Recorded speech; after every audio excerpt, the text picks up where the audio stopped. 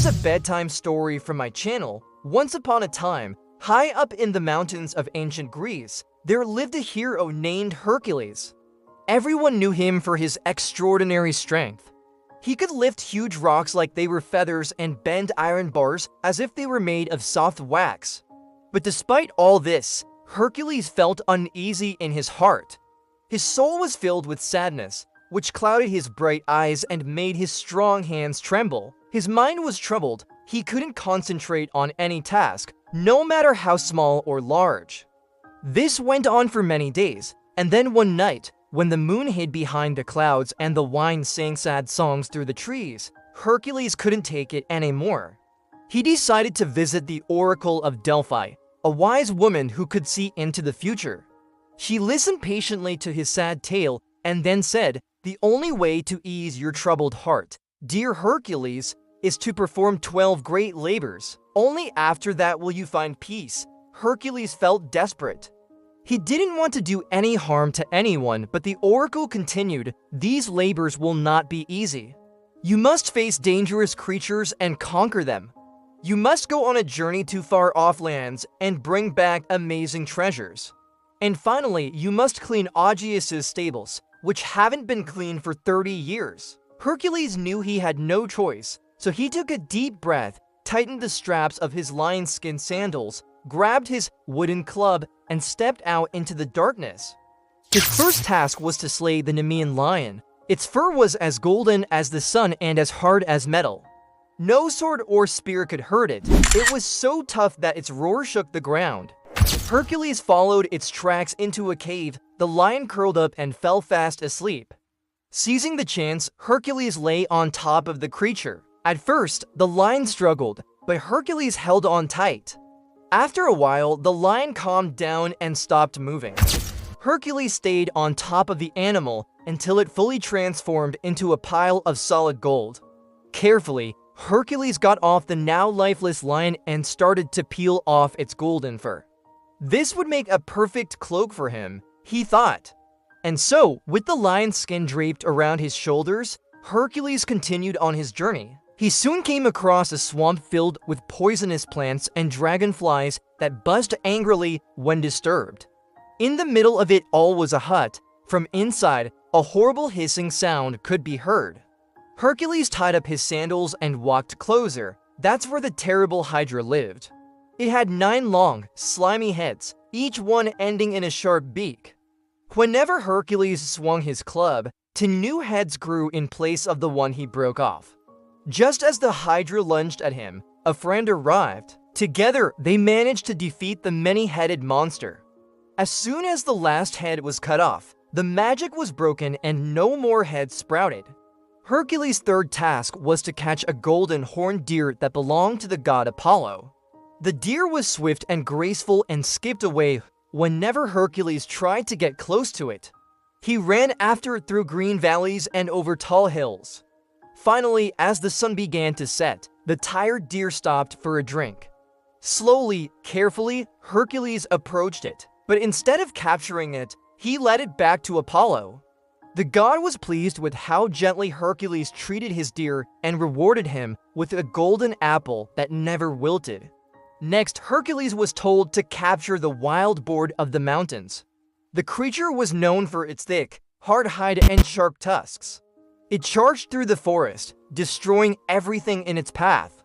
Hercules climbed up a tall tree and waited. When the boar passed by, he jumped down and grabbed its tusks. The animal struggled, but Hercules held on tight until it grew weak and calm.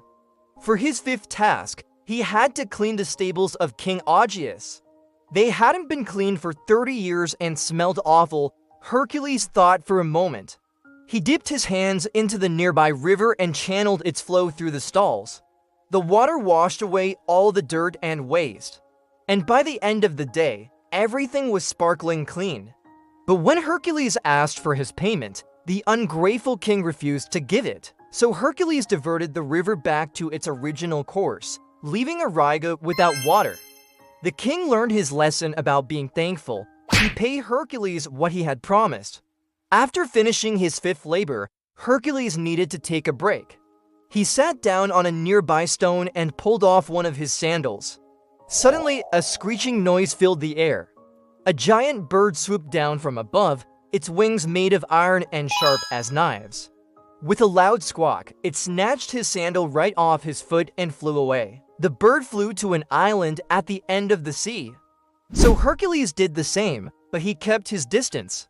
When the bird landed, he crept up slowly and used his bare hand to grab it. And there you have it, a full-fledged grown man wrestling with a big fat goose. Next, he was sent to find a raging bull that lived on an island blocked by a thick fog. Using a special plant called moly, he cleared the mist and found the bull, but instead of hurting the animal, Hercules hit the ground with his club. The earth split open and swallowed the bull whole. Hercules' eighth task was to capture some wild mares that belonged to the god Poseidon. They were swift and untamable, kicking up sandstorms as they raced across the land. Hercules chased them over rivers and through fields. Finally, when they stopped for a rest, he managed to get close enough to tie them up. His ninth task was to bring back the golden apples that belonged to the Hesperides.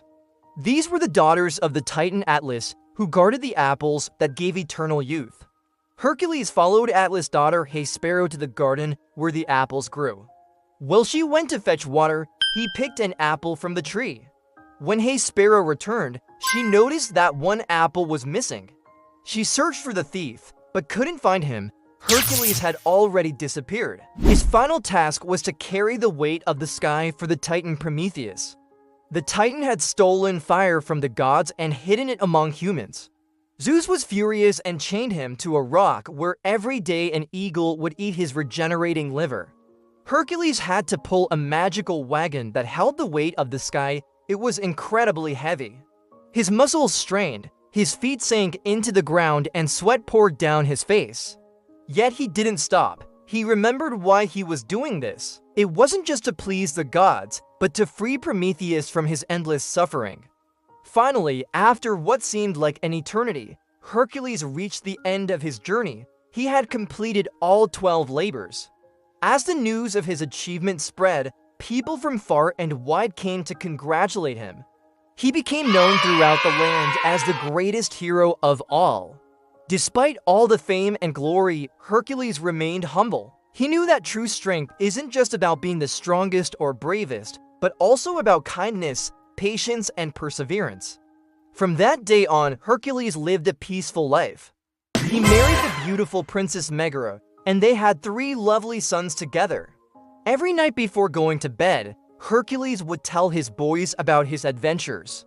He spoke of the scary monsters, the treacherous journeys, and the valuable lessons he learned along the way. The little princes would listen wide-eyed, dreaming of becoming as brave and skilled as their father one day. And that's the end of our story. Thank you for watching. If you enjoyed the video, don't forget to like and subscribe for more fantastic stories.